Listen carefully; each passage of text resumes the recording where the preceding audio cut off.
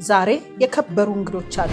ማማዬ ስትልክ ሰው ሰጥቶኝ ስታርጊ ለኔ ምንድነው ማድረግ የምትፈልጊ? በሌሊት ተነስተሽ የምታረጊልኝ ነገር አመሰግንልሻለሁ።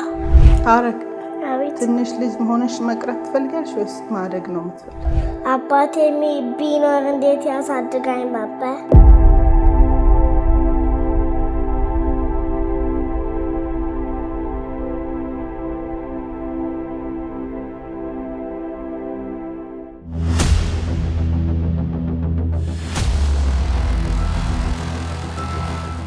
የምንገኘው በኤክሰለንት ስቱዲዮ ነው። ይህ ቪአይፒ ሾው ነው።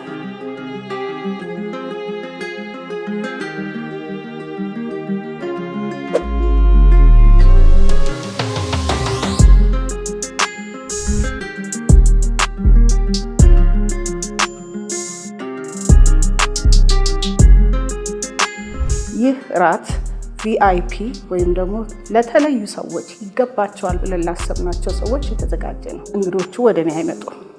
እኔ ራሴ ነኝ ሄጄ ከቤታቸው ቀስቅሼ የማወጣቸው። ለምን ተጋበዙ፣ ማን ናቸው እና የመሳሰሉትን ጥያቄዎች ለመመለስ እናንተ ከኔ ጋር ቆዩ።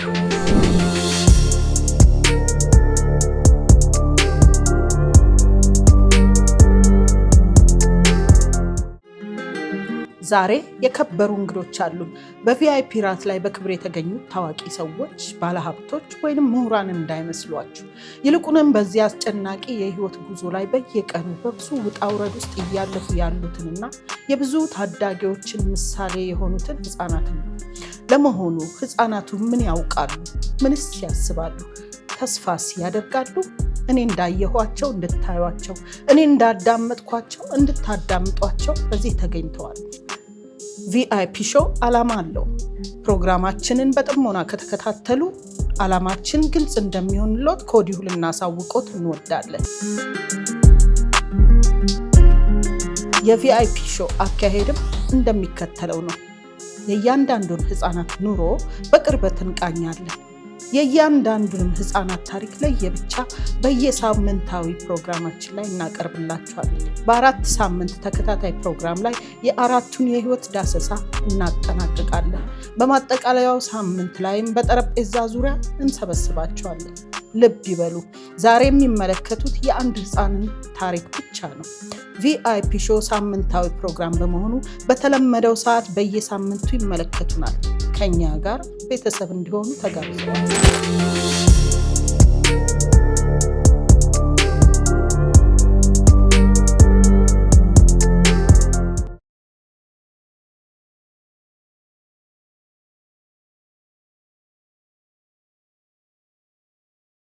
ህይወት ብርቱ ሰልፍ ነው። ሰልፍ ማለት ግብግብ፣ ጦርነት ማለት ነው። ከራስ ጋር ግብግብ፣ ከህይወት ጉስቁልና ጋር ትግል። ዛሬ እኔና እናንተ ወደ አንድ ቤተሰብ ጓዳ ውስጥ አብረን እንገባለን። ሐረግ በብብቷ ስር ደብቃ የያዘችውን ፎቶግራፍ ይዛ በፍጥነት ወደ አልጋ ስር ጥግ ገብታ ተደበቀች። ይህን ስታደርግ ዛሬ መጀመሪያዋ ግን አይደለም። ሲከፋትና ስትደሰት በመጀመሪያ ማድረግ የምትፈልገው አንድ ነገር ቢኖር ያንን ፎቶግራፍ አንስታ በቀሚሷ ስር መደበቅና ቀስ ብላ ወደ አልጋ ስር ውስጥ መግባት ነው። ሐረግ በአልጋው ስር ባልደመቀ ብርሃን ያንን ፎቶ ትክ ብላ ትመለከታለች። የልቧንና የምኞቷን ታወራለች። ሐረግ ከእናቷ ከሂሩት ጋር የተጣላች ሲመስላት፣ ልትቀጣ እንደሆነ ሲገባትና ባጠፋችው ጥፋት ስትፈራ ባኮረፈች ጊዜም ያ የፈረደበት ፎቶ ማኩረፊያና መደበቂያዋ ነው። ሐረግ የሟቹን አባቷን ፎቶ እያየች ቅሬታዋን ትዘጋዝጋለች። አባቴ አንተ በህይወት ብትኖር ኖሮ አላለቅስም ነበር ትለዋለች። ዳሩ ግን ሐረግ ህፃን መሆኗ እንጂ ልትቀጣት ቀርቶ ልታያት የምትሳሳላት እናት እንዳላት ቅጣቱ ካለፈ ከ2 ደቂቃ በኋላ መልሳ የምታስበው ነገር ነው። እናቷ ሂሩት እሷን ከወለደች ጀምሮ ሐረግን ለማሳደግ ያልወጣችው ተራራ ያልፈነቀለችው ጉድጓድ የለም። የእናትና የልጅ ፍቅርም በጠባባ ቤት ውስጥ ተወልዶ ያደገና የስስት መሆኑን ጎረቤት ሁሉ የሚመሰክረው እውነት ነው። ሐረግ በፎቶ ብቻ የምታውቀው አባቷ ያ የማይረሳለት የበጋ ምሽት የ6 ወራት እርጉዝ ለሆነችው ሂሩት የመከራ ቀን መጀመሪያ ነበር ማለት ይቻላል። ገና በአፍላ ፍቅር ውስጥ በነበሩበት ጊዜ ነው ከባለቤቷ ጋር በጠባብ ቤታቸው ውስጥ በፍቅር መኖር የጀመሩት። ጥቂት ዓመታት ቢያሳልፉም ዛሬም የፍቅራቸውን ትኩሳት አልቀነሰም ነበር። ታታሪው ባለቤቷ በሙያ የተከበረ ጋዜጠኛ ነበር። በአገራችን አሻራቸውን ከጣሉ ታላላቅ ሬዲዮኖችና የቴሌቪዥን ጣቢያዎች ለዓመታት በታማኝነት አገልግሏል።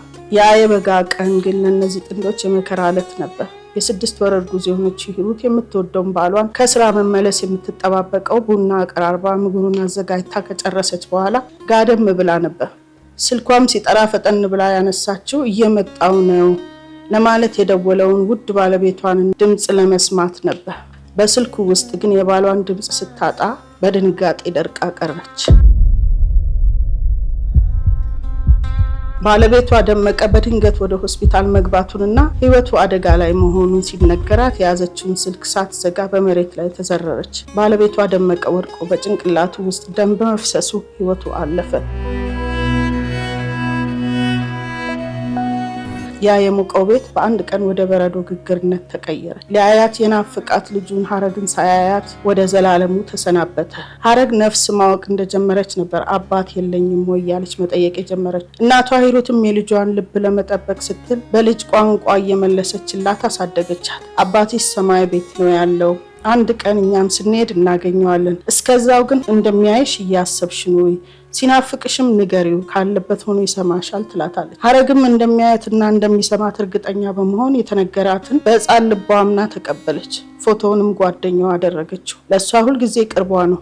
ዛሬ የ7 ዓመት ታዳጊ ሕፃን ናት። ዛሬም አባቷ ለልቧ ቅርብ ነው። እናቷ ሂሩት ግን ዛሬም ሀዘን በልቧ ውስጥ እንደሞቀ ነው። የምትወደው ባሏ ምትክ የሆነችው ልጇ ሀረግን ለማሳደግ ብቻዋን የኑሮ ጫና ተጋፍጣለች። ምግብ በማብሰል ስራ ተሰማርታ የድህነት ኑሯን እየገፋች ቢሆንም ኑሮ አልገፋ ብሏት ዘወትር ትጨነቃለች። ሕፃን ሀረግም ለእናቷ ተስፋ ለመሆን ዛሬም በብርታት ቆማለች። እኔና አጋሮቼ ዛሬ ሀረግን በአካል ለማግኘት ወዳለችበት ለመሄድ ወስነናል።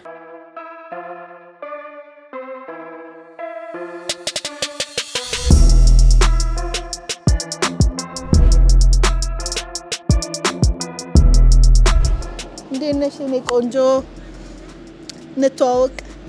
ሄለን እባላለሁ። አዎ ያንቺን ስም አውቀዋለሁ። ለምን እንደማውቀው ታውቂያለሽ? እናትሽ ጋር ተዋውቂያለሁ። አሁን ደግሞ የመጣሁት ዛሬ ካንቺ ጋር ልተዋወቅ። እሺ የኔ ቆንጆ ደህና ነሽ? ደህና። እሺ አሁን እናትሽ ቤት አለች እንዴ? እሺ ቤትሽ ውሰጂኝ። እሺ የኔ ቆንጆ እናትሽ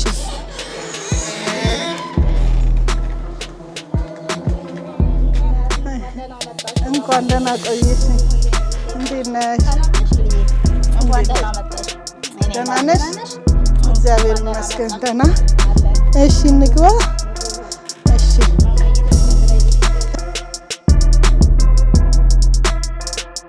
ሀረግ የኔ ቆንጆ ከእናትሽ ጋር መኖር ደስ ይልሻል? ስለዛ ፎቶ ልትነግሪኝ ትችያለሽ? ደመቀ ምንድን ነው? ምንሽ? አባቴ። ታውቂዋለሽ? ሲባል ነው የምትሰሚ ወይንስ አንቺ ታውቂዋለሽ? ሲባል ነው የምሰማው። የት ነው ያለው? የት ነው ያለው? ሰማይ ላይ።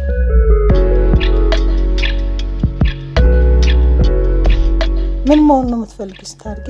ነርስ።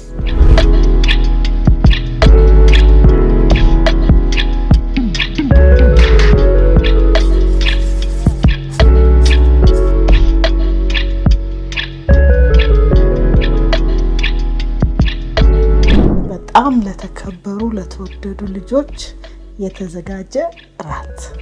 ይሄ አንቺ የሚሰጥሽ ካርድ ነው። ከዛ በዛን ቀን ይሄንን ይዘሽ ትመጫለሽ። እሺ ከኔ ጋር እንጫወታለን፣ እናወራለን፣ ጥሩ ጊዜ እናሳልፋለን። ጀምሩ።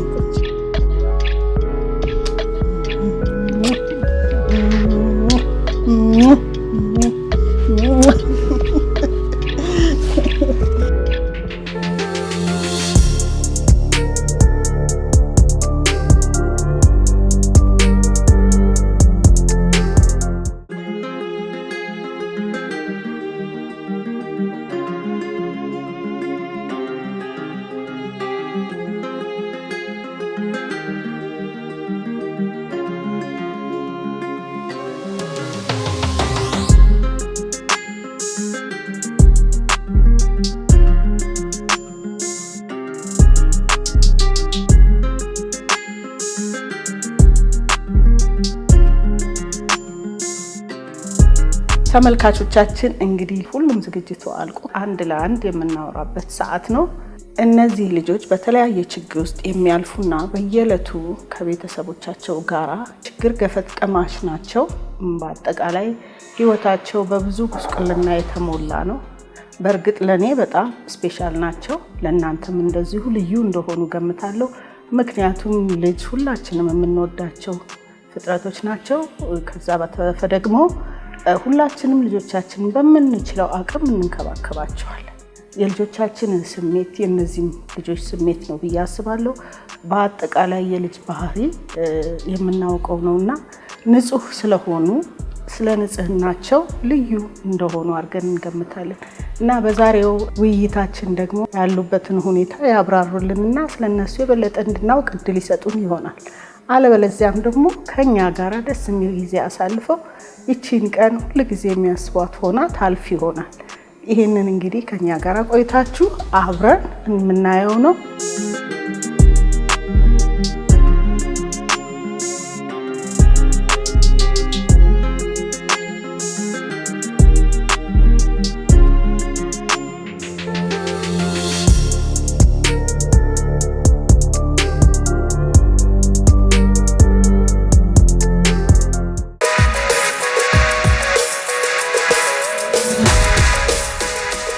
እሺ ስምሽ ማን ነው? እኔ ቆንጆ ስሜ ሀረግ ደመቀ ይባላል። ስንተኛ ክፍል እንደሆንሽ ንገር። እኔ ኬጂ2 ነኝ። ከማን ጋር ነው የምትኖሪው? ከማዬ ጋር። ከእናትሽ ጋር ነው የምትኖሪው? ማን ነው ስሙ? ሂሩት ወልደየስ። አንቺ እና እሷ ብቻ ናችሁ የምትኖሩት? አይ እህቴም ትኖራለች ከኛ ጋር። ታላቅሽ ናት? አዎ። ትምህርት ቤት ደስ ይልሻል? አዎ። ጓደኞች የሉሽም እንዴ? አለኝ። እና ከጓደኞችሽ ጋር ትጫወቺ? ሲፈቀድልን እንጫወታለን። ሚሳችን ፍቅድ ስታረግ እንጂ ሁሉ ጊዜ አትጫወቱ። አዎ። እስቲ ስለ ጓደኛሽ ንገሪኝ። የምትወጃት ጓደኛ ናት ያለችሽ? በጣም ትወጃታለሽ? እሷ ጎበዝ ናት። በፈተናዋም ጎበዝ ናት። በትምህርቷም ጎበዝ ናት። ጮክ ብላ ነው ደግሞ የምታስተምረው። ስለዚህ ወዳታል። አስተማሪሽን ነው የምትይው? ሚስን? አይ ጓደኛሽ ታስተምራለች? ታስተምራለች? መጀመሪያ ሚስ ታስተምርና ከዛም በኋላ ታስተምራለች። ሀረጊ ጠዋት ትምህርት ቤት ስትሄጂ ቁርስሽን በልተሽ ነው የምትሄጂው? አይ ሁለተኛ ቁርስ በልተን ነው የምንሄደው። አንደኛ ቁርስ በልተን እንጭፍና ወደ ሁለተኛችንን ቁርስን እንበላና ከዛ ወደ ቤት እንሄዳለን። እቤት አትበይም? እቤት እበላለሁ። ጠዋት ትበያለሽ አንደኛ ቁርስ? አዎ። ማን ይሰራልሻል? እናቴ ሰርታ ታመጣልኛለች ቁርሱን? አዎ። ቁርስም ምሳም ታመጣልኛለች። ትምህርት ቤት? አዎ። እዛ ነው የምትበይው? አዎ። ማን ነው ትምህርት ቤት የሚወስድሽ? እናቴ። እናትሽ? በምን ትሄዳለሽ? በእግራችን። ቅርብ ነው? አዎ። ትምህርት ቤት ሲዘጋ ደስ ይልሻል ቤት ስትሆኚ ወይንስ ትምህርት ቤት ስትሄጂ ደስ ይልሻል? እኔ ትምህርት ቤት ስሄድ ደስ ይለኛል። እናትሽን ትወጃታለሽ? አዎ። ለምን? እናትሽ ስለሆነች ነው ወይንስ? እናቴ ስለሆነች። እናት ስለሆነች ብዙ ነገር ታረግልሻለች? አዎ። ታሳዝንሻለች? ታሳዝንሻለች? እሷ ስራ ሰርታ ለኔ ቁርስ ሰርታ ከዛ ለፍታ ምን ብላ ነው የምትሰራው ለኔ። መኮሮኒ ትቀቅልልኛለች። እዛ ሄዳ አለቃዎቹ ይህን ጥረጊ ሲሏት ትጠርጋለች። ሳውስ ታግዛለች፣ ቤት ታጸዳለች። ከዛ ደግሞ መታ ለእናንተ ምግብ ትሰራለች። ከዛ ቤት ሆኜ አጠናለሁ። ታግዣታለች ስራ? አዎ አግዛታለሁ። ቤት በመጥረግ በመወልወል ፍራሽ በአልጋ በማነጠፍ ፍራሽ በመጥረግ። ዛሬ ደስ ብሎሻል? አዎ። ልብሱ ነው ደስ ያለሽ? አዎ። ልብሱን ወደድሽው? አዎ። የቱን ልብስ? ይሄኛውና ቬሎውን ወደድሽው? አዎ። ጫማውንም ወድጃለሁ። ወደድሽው? ጸጉርሽስ? ወደድሽው? ደግሞ በጣም ያምርብሻል ታውቂያለሽ? አመሰግናለሁ።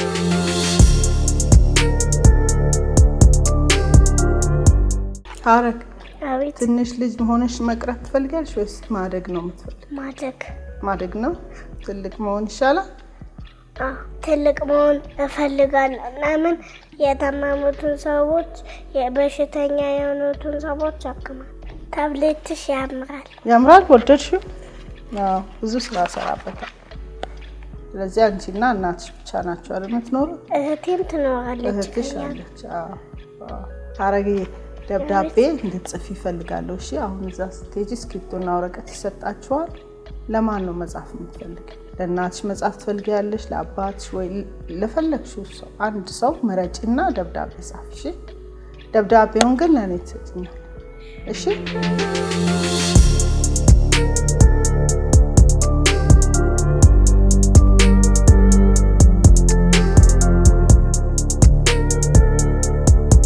እማዬ ስለ አባቴ ያልነገርሽኝ ነገር አለ? የለም ማማዬ፣ ሁሉንም ነገር ነግሬሻለሁ። ማማዬ እኔ ምን ሳደርግልሽ ነው በጣም የምወድሽ የሚመስልሽ? ምግብ ስትሰርጊልኝ ወደድኩሽ ይመስልሻል? እሱም ሳደርግልሽ ምግብ ሳበላሽ እሱም ሳደርግልሽ ነው በጣም የወደድኩሽ የሚመስልሽ? ስንከባከብሽ በጣም የወደድኩሽ ይመስልሻል? ማማዬ ለምሳሌ አንቺ እናት፣ እኔ ደግሞ ልጅ በሆነ አንቺ እኔን እንዴት ታሳድጊኝ ነበር? እኔ ተንከባክብሽ አሳድግሽ ነበር እናት። እንዴት ነው የምትንከባከቢኝ?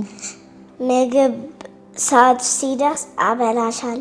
ከዛ መተኛ ካለብሽ ትተኛለሽ። መብላት ካለብሽ ደግሞ ትበያለሽ። በጣም ያናደድሽ የኔ ጸባይ ምንድን ነው እማዬ? እኔ በጣም የሚያናድደኝ ምን መሰለሽ? ለምሳሌ የጥናት ሰዓትሽ የምታጠኝበትን ሰዓት ስታዛቢ፣ እሱ ብቻ ነው የሚያናድድ። ሌላ ምንም አያናድደኝ። ጥናትሽን ግን በሰዓት ጠበቀሽ አንዳንዴ ያላጠናም ስትይ በጣም እናደዳለሁ። ወደ ጨዋታ ስታደይብኝ እናደዳለሁ እንጂ ሌላ አያናድደኝ። ማማዬ አንቺ ጎበዝ እና ጠንካራ ልጅ የምትሆኝልኝ እኔ እንዴት አድርጌ ባሳድግሽ ነው? አንቺ ስለምትንከባከቢኝ፣ መጽሐፍ ስለምገዥልኝ እኔ በትምህርት ጎበዝ ሆንልሻል። መጽሐፍና ደብተር ከገዛሁልሽ ጎበዝ ተማሪ ትሆኝልኛለሽ። እማዬ እስቲ ስለ አባቴ ጸባይ ንገሪኝ። አባትሽ በባህሪው በጣም ደግ ሰው ነበር። ጸባዩ ጎበዝ ጠንካራ ነበረ። ጎበዝ ሰራተኛ ነበር። እንዲያውም በጣም ትምህርት የሚወድ ሰው ነበር። በቃ እንደገና ደግሞ በጸባዩ ደግሞ ውሸት ደግሞ አይወድም ነበር። ውሸታም ሰውም አይወድም ነበር። ሌላ ከሰዎች ጋር ተቀባብቶ መኖር ይችል ነበር። በጣም ጸባይኛ ነው። ሰዎችን ያከብራል። ለሰው ትልቅ ቦታ አለው። ሰው ማገዝ ይወዳል። ሌላ ደግሞ በትምህርት ያምራል። በባህሪው በጸባዩ ተምሮ ትልቅ ደረጃ በመድረስ ደግሞ ያምናል። ምክንያቱም በጣም ጎበዝ ተማሪ ነበረ። ለልጅነቱ እስከ ትልቅ እስከሚሆን አንቺን እስከሚወልድበት እድሜ ጎበዝ ነበረ። አንቺን ራሱ ተጸንሰሽ ራሱ እሱ እየተማረ ነበረ። በትምህርት ነው ህይወቱ ያለፈውና ጠንካራ ሰው ነበር። ለህይወት ለድካም እጅ የሚሰጥ ሰው አልነበር። ይሄ ነው የአባትሽ ባህሪ። ጓደኞች ስለ አባታቸው ሲያወሩ አንቺ አባትሽ ስለሌለሽ ታዝኛለሽ እንዴ? እናትሽ ስላለች አላዝንም። አባት ስለሌለሽ አይሰማሽም? ይሰማኛል። ይሰማሻል። አንቺ ስላለሽ አዝናለሁ። ተጽናኛለሽ። አባቴ ቢኖር እንዴት ያሳድጋኝ ነበር? አባትሽ ቢኖር ከዚህ የበለጠ አሁንም ጎበዝ ነሽ፣ ጠንካራ ነሽ። ግን ከዚህ የበለጠ ጎበዝና ጠንካራ ልጅ አድርጎ ያሳድግሽ ነበር። የእሱን አርአያ እንድትከተይ ያው በህይወት ሲኖር የእሱን ፈለግ እንድትከተይ ያደርግ ነበር። የራሱን ድርሻ ይወጣ ነበር። አሁን ግን እኔ ነኝ እሱን አርአያ እንድትከተይ እያደረኩሽ ያለሁት አይደል? እሱ ባይኖርም የእሱን ስራ እየሰራው ያለሁት እኔ ነኝ። እሱ ደግሞ ቢኖር የራሱን ድርሻ ራሱ ይወጣ ነበር። አንቺን በመከታተል ትምህርት ቤት ወቅት ጊዜ ካለው ሲመጣ በመመለስ እኔ ደግሞ በመውሰድ እሱ ደግሞ ሲመጣ ከትምህርት ቤት በመመለስ ቢኖር በዛ እያደረገ ያሳድግሽ ነበረ። አመሰግናለሁ። ደስተኛ ነሽ አይደለ? ደስ የሚልሽ በምንድን ነው? ደስ የሚለኝ በመጽሐፍ በደብተር ስለምታነቢ ስለምትማሪ። ሌላስ? ሌላ አንቺ ስላለሽ ጓደኛዬ ስላሉ ደስ ብሎኝ። እሰይ እኔ በህይወት ስላለሁልሽ ደስ ይልሻል፣ በጓደኞችሽም ደስ ይልሻል። ጎበዝ። ሌላስ ምን ያስደስትሻል? እኔ ሌላ እህትም ስላለሽ ያስደስትሻል? ወንድምም ስላለኝ ያስደስተኛል። ሀያትም ስላለኝ ያስደስተኛል። ጎበዝ። እሺ የሚያሳዝንሽስ ነገር ምንድን ነው? አባቴ ስለሞተ አዝናለሁ። ለምንድን ነው የምታዝኒው? አባቴ ስለሞተ ለምንድን ነው የምታዝኒው ማማዬ? ሳላየው ስለሞተ። ሳታየው ስለማታውቂው? አባቴ ስለሞተ እኔን እርጉዝ ሆነሽ ተጸጸትሽ? ኦኬ። እርጉዝ ሆኜ ስለሞተ ማማዬ አልተጸጸትኩም። ምክንያቱም ለምን መሰለሽ ያልተጸጸትኩት? አንደኛ እሱ ወደ ፈጣሪ ነው የሄደው። ሁለተኛ ነገር ደግሞ ፈጣሪ ደግሞ የእሱን ማስታወሻ ሰጠኝ። በጣም ቆንጆ በጣም መወዳት ልጅ ሰጠኝ። እኔ እንደውም በጣም እድለኛ ነኝ። ምክንያቱም እሱ ከነፈረው ቢሞት እኔ በጣም አዘን ነበር። በአንድ ሴት ልጅ ቀረው ብዬ በጣም አዘን ነበር። አሁን ግን ከአንድም ሁለት ሆነሽ አንቺም አጋዥ አግኝተሽ እሱ ወደ ፈጣሪ ስለሄደ እኔ ደስተኛ ነኝ አንቺን በመውለዴ ማማዬ። አሁን ብቸኝነት ይሰማሻል ማማዬ? አይሰማሽ? አንቺስ ብቸኝነት ይሰማሻል? እኔ እናንተን የመሳሰሉ ልጆች ስላሉኝ ብቸኝነት አይሰማኝም። ባለቤቴን በማጣቴ ባዝንም ግን ደግሞ እናንተን የመሳሰሉ ወርቅ የሆኑ ልጆች ፈጣሪ ስለሰጠኝ በጣም ደስተኛ ነኝ። ብቸኝነት አይሰማኝም። ማማዬስ ትልቅ ሰው ሰጥቶኝ ስታድጊ ለእኔ ምንድን ነው ማድረግ የምትፈልጊው? ለአንቺ ማድረግ የምፈልገው ሳድግ መኪና እንድገዛልሽና የምፈልጊውን ነገር እንዳደርግልሽ።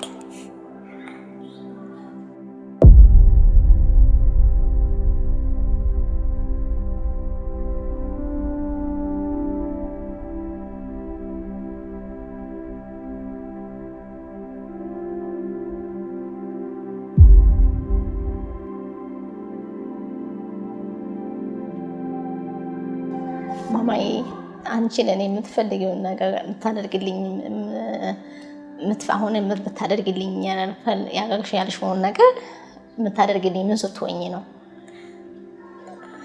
እኔ ጠንክሬ ተምሬ ውጤት አምጥቼ አንቺን ለማስደሰት። ቴንኪው ማማዬ።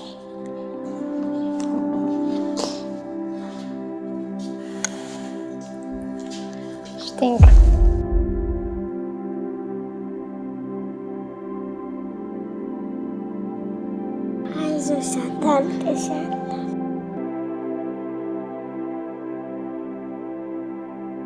አይዞሽ አንቺ ትልቅ ሆነሽ ይሄንን ያልሽውን ሁሉ ነገር ጠንካራ ሆነሽ ታደርጊልኛለሽ አይደል? ተማሪሽ ጎበዝ ተማሪ ሆነሽ ትልቅ ቦታ ደርሰሽ ለእኔ አሁን ያልሽውን ቤትም መኪና ምንም ታደርጊልኛለሽ አይደል?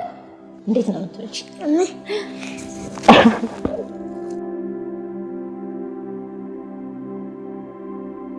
በጣም እወድሻለሁ። እኔ ፍቅር እኔም በጣም ነው የምወድሽ።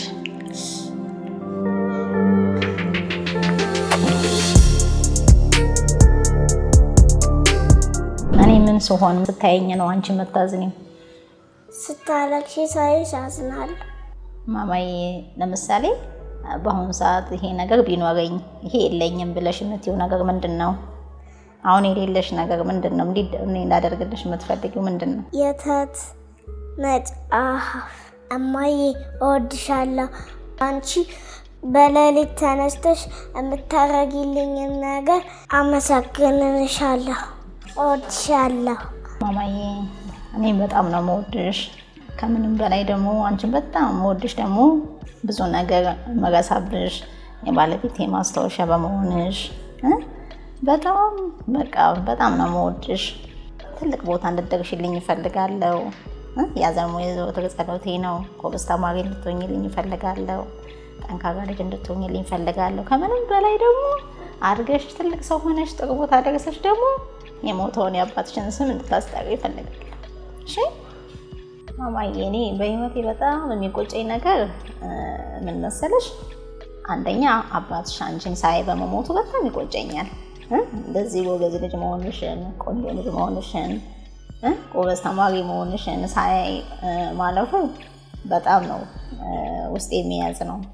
እሱ ደግሞ ከጎኔ ባለመኖሩ ብዙ ቻሌንጅ አሳልፌያለሁ። በአንድ በኩል እናንተን በመውደዴ እናንተን በማግኘቴ ፈጣሪን ባመሰግንም ግን ደግሞ እናንተን እንደ እናትም እንደ አባትም ሆኜ ሳሳድግ ብዙ ቻሌንጅ ተቀብዬ ነው። ይሄ ነው እኔን ደግሞ አንድም ደግሞ በቃ የሚቆጨኝ እሱ ከጎኔ የሆነው እናንተን ጥግ ባደርስ እናንተን መሰረታዊ ፍላጎት ባሟላ።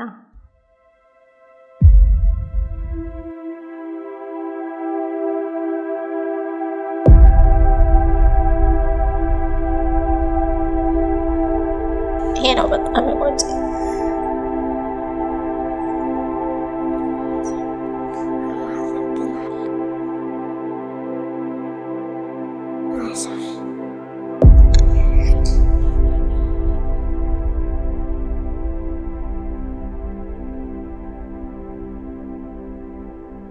አይዞሽ እኔ ደግሞ አድጌ እንድትጽናኝ አደርግሻለሁ።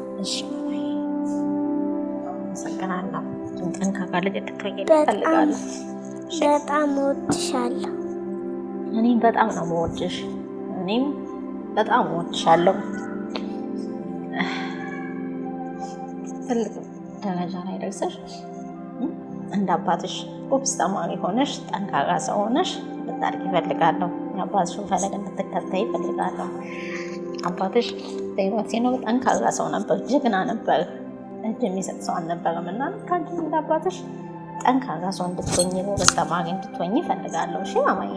የአባትሽን ስም እንድታስጠሪ፣ እንደሱ ጀግና እንድትሆኚ፣ እንደሱ ጎበዝ እንድትሆኚ እፈልጋለሁ።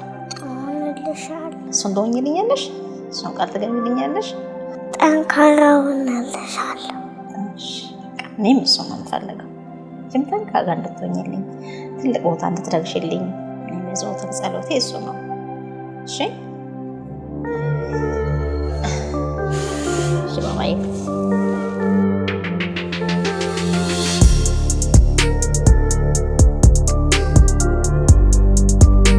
ሲስተር ዘቢደር እንኳን ደህና መጣሽ። ቃልሽን አክብረሽ እዚህ ስለተገኘሽ አሁንም በተመልካቾች ስም እጅግ አድርጌ አመሰግንሻለሁ። እኔም በጣም አመሰግናለሁ። በጣም ደስ ብሎኛል። እሺ የኔ እናት እንዴት ነበር ያለፈው ፕሮግራም ከተላለፈ በኋላ የደወሉልሽ ሰዎች ነበሩ? እንዴት ነበር ፊድባኩ? በጣም ደስ ይል ነበረ። ብዙዎች ደውለዋል። ከኢትዮጵያ ብቻ አይደለም ከኢትዮጵያ ውጭም መርዳት አለብን፣ በጣም እንተጋገዛለን፣ በርቱ፣ አይዟችሁ ያሉን ብዙዎች ናቸውና ያው ኢትዮጵያውያን የሚያበረታታቸው፣ የሚያስታውሳቸው፣ የሚቀሰቅሳቸው ያስፈልጋል እንጂ ለመስጠት በጣም ዝግጁ ናቸው። በጣም ቆንጆ ነበር። እንግዲህ አሁንም እኛ ትልቁ ይሄ ፕሮግራም ሲጀመር ጀምሮ ጸሎታችን እስከዛሬ ድረስ ብቻሽን የተሸከምሽውን ሸክም የኢትዮጵያ ሕዝብ ተገንዝቦ እንዲደርስና እንዲያግዝሽ እንግዲህ ኑሮሽን ህይወትሽን ሁሉ አሳልፈሽ የሰጠሽላቸው ልጆች ስለሆኑ በአሁኑ ሰዓት ደግሞ የትም እንዲበተኑ ስለማትፈልጊ አይዞሽ ይልሻል በሚል ተስፋ ነው። የኢትዮጵያ ህዝብ እንደማያሳፍረን ተስፋ አደርጋለሁ።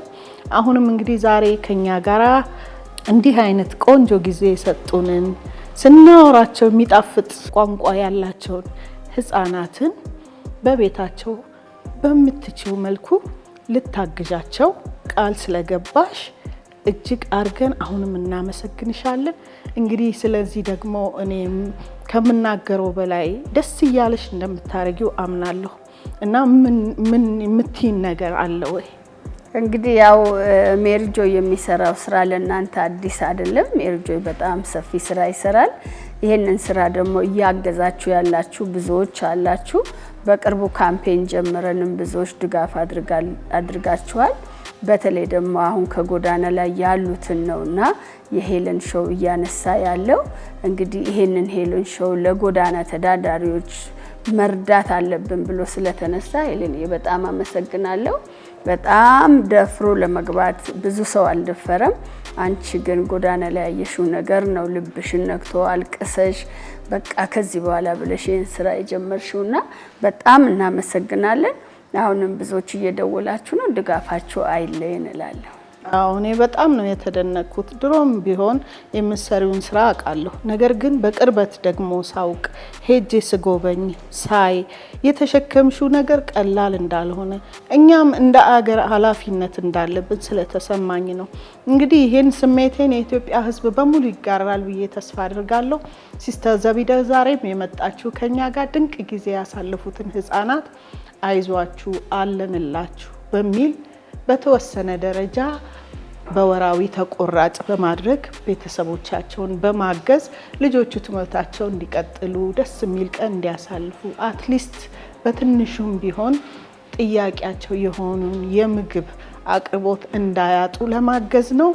እንግዲህ እናንተ ደግሞ ሲስተር ዘቢደር ወይም ደግሞ ሜሪ ጆ ይሄንን ሲያደርግ በዚህ ሾው ላይ መጥተው መረዳት ያለባቸው ልጆች ሲረዱ እነሱን ብቻ አይደለም እያረዳች ያለችው፣ ሌሎች ደግሞ ከጀርባ ያሉት አዲስ አበባ ብቻ 10,000 ህፃናት በየክልሉ በ6 የተለያዩ ክልሎች ደግሞ የምትረዳቸውንም ሰዎች ማሰብ አለባቸው።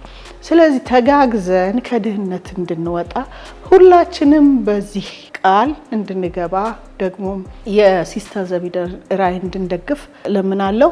በዚህ ስቱዲዮ መታችሁ ቃል መግባት የምትፈልጉ ወይም ደግሞ ይሄ ያለኝና ይሄን ላካፍል የምትሉ ማንኛችሁም ሰዎች ይኸው በተዘጋጀው ወንበር ላይ እንጠብቃችኋለን። ይህ ወንበር የተዘጋጀው ለእናንተ ነው። መታችሁ ለሲስተር ዘቢደርም ፊት ለፊት እያያችኋት እናንተ ልታግዟት የምትችሉት ነገር ቃል ልትገቡላት ትችላላችሁ። ወይም ደግሞ እዚህ መታችሁ ልጆቹን ማገዝ የምትፈልጉ በአጠቃላይ ይህንን ራዕይ ማራመድ የምትፈልጉ ሰዎች ሁሉ ኮንታክት አድርጉን። በዚህ ከታች በምናስቀምጠው ስልክ ደውሉልን።